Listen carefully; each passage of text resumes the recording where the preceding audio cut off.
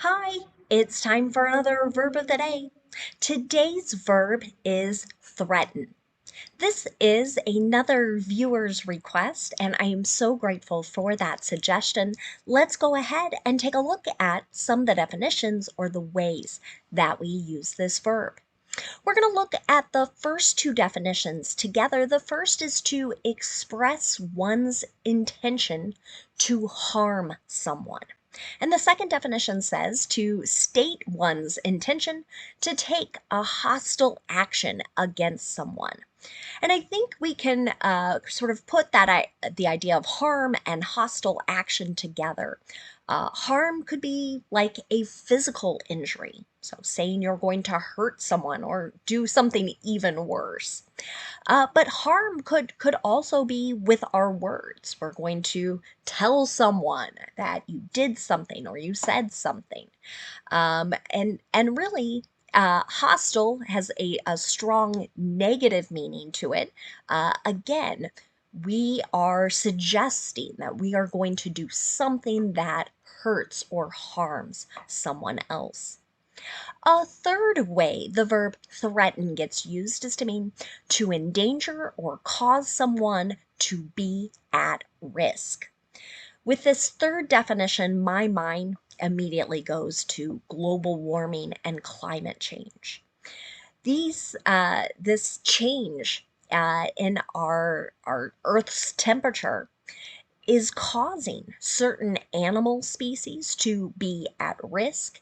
It puts human beings in possibly dangerous situations. So that connects to that meaning there of in danger. A fourth way to use the verb threaten means to seem likely to produce an unpleasant or an unwelcome result. And I think this also kind of relates to the fifth definition here for something undesirable to seem likely to occur. When I think about these fourth and fifth definitions of the verb, I think about the potential for bad weather.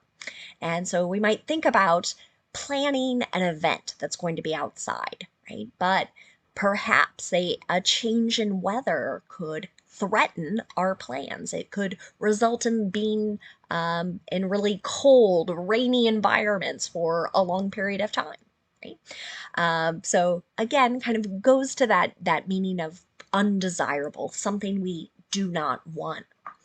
You should know that the verb threaten is a regular verb. To make the progressive form of this verb, all you need to do is add ing to form threatening.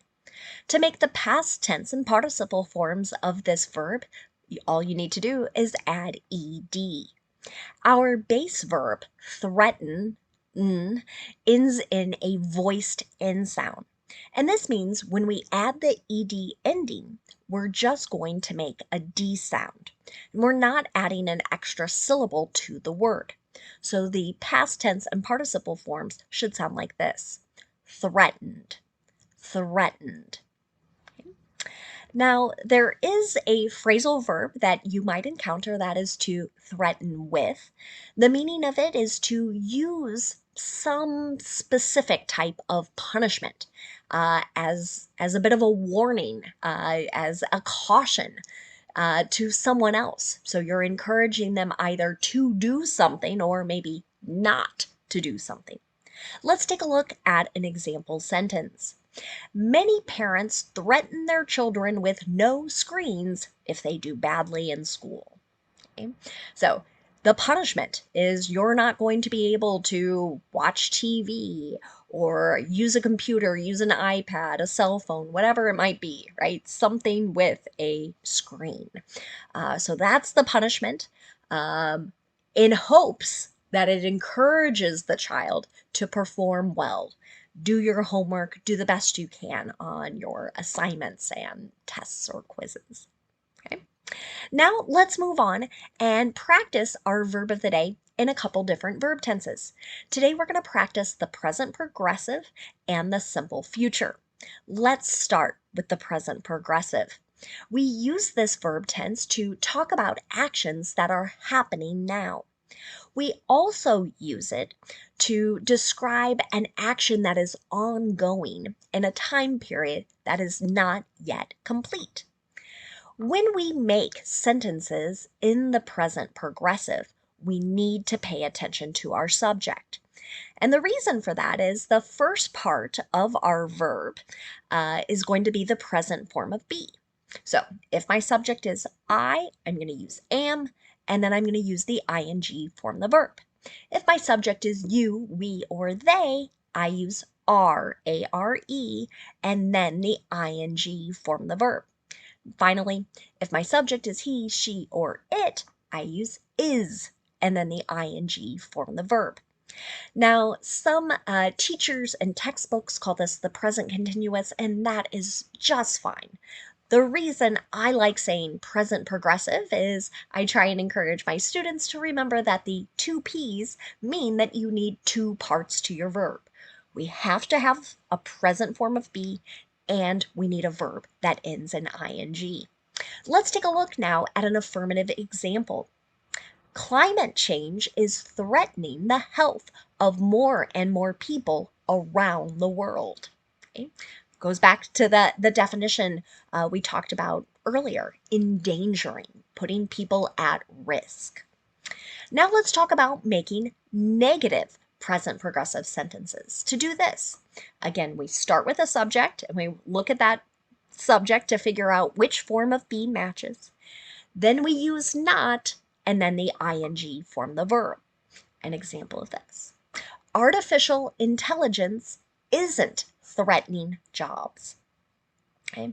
Many people feel like it could be a threat or something that potentially harms their ability to work and get paid. But many people say right now it isn't threatening. It's not harming people or potentially putting them in an undesirable situation. Now, let's take a look at making a yes or no question in the present progressive. To do this, I start with a form of be, whichever form matches my subject, that subject comes next, and then we have the ing form the verb. Let's take a look at an example of a yes or no question. Are workers threatening a strike? Okay, so here, right, they might say we're going to stop working. That's what strike means here. And they might be doing that in order to secure higher pay, better benefits. Okay. Now let's move on and talk a little bit about the simple future. Today we're going to make sentences with will. There are a few different ways to talk about events in the future. Will is one of those ways. It's very common to hear will used as people make predictions and promises. You might also hear it a little bit with plans as well. You also might hear it with offers as well. The nice thing about making sentences in the simple future with will is that we're going to have our subject, then we're going to use will, and then the base verb. And that is the structure no matter what the subject is. So it always stays the same. So it doesn't matter if the subject is I or you or he, right? It's always will and then the base verb. Let's take a look at an affirmative example. This injury will threaten the athlete's career, right? We should have a period there at the end of that. So here, this is perhaps someone making a prediction about what impact this undesirable or endangered type of situation for someone's ability to continue playing a particular sport. Now let's look at making negative simple future sentences. To do this, we're going to start with our subject. We use will, not, and then the base verb. Will not can be shortened into a contraction, won't, W-O-N apostrophe T. You can see that in my example here. The two countries won't threaten or use force against the other. The statement might be describing a promise that two countries have made to one another.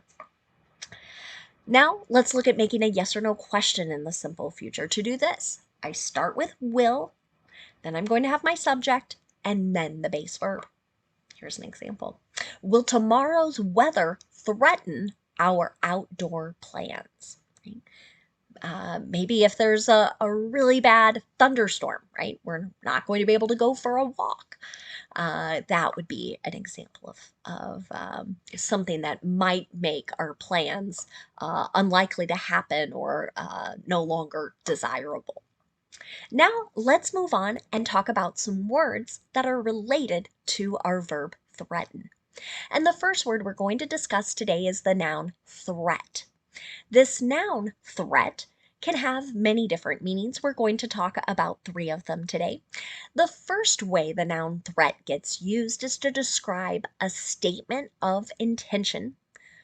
And that intention is right, I intend to inflict pain, injury, damage, or some other type of hostile action on another person.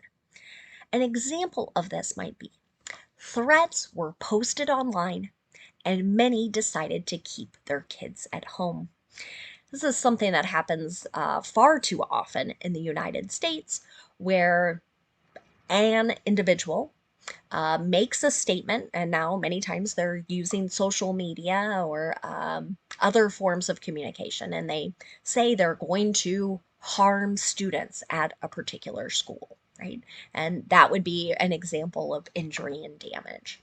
So as a result, sometimes when these things happen, parents decide, you know what, I'm keeping my kids at home. I don't want anything bad to happen to them.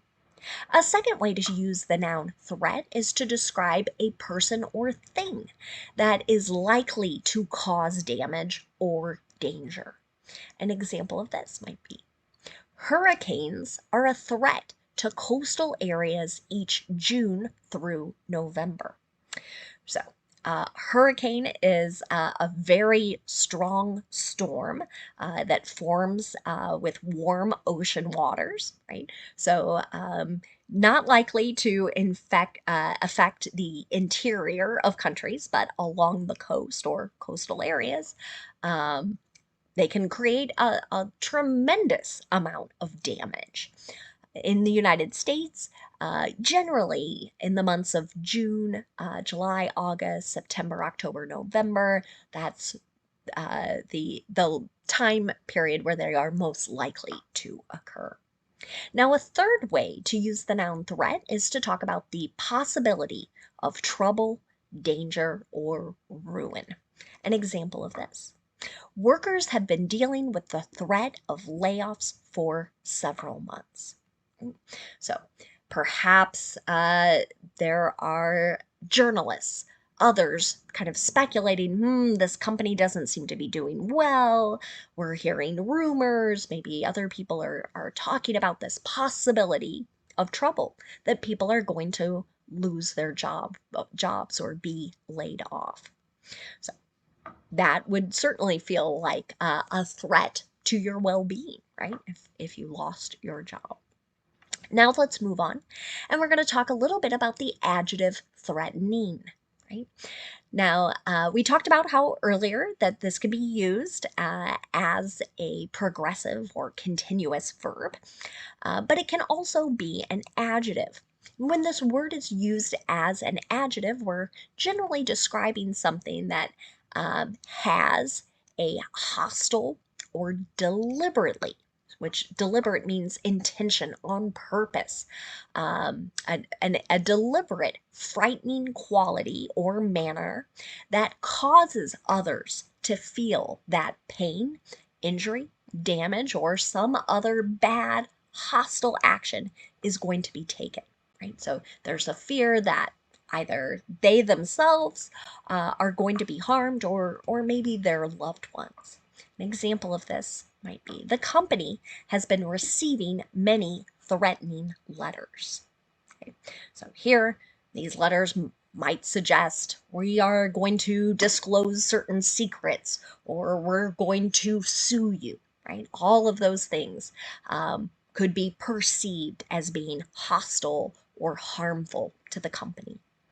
One last word for us to talk about today. It's another adjective. It's threatened, right? This looks like our past tense and participle forms. But again, this word can be used as an adjective. Something that's a little different about our ed adjectives is generally we use them to talk about someone or something that has the feeling, right? The ing is usually the causing the feeling, and that's what we described just a moment ago as we talked about the adjective threatening. So here the adjective threatened means in danger or under threat. An example of this might be, this species is in decline because of threatened habitats. This is another way of saying the habitats or the places where this particular animal species lives is in danger. Thank you so much for watching today's video. I hope you have a great day.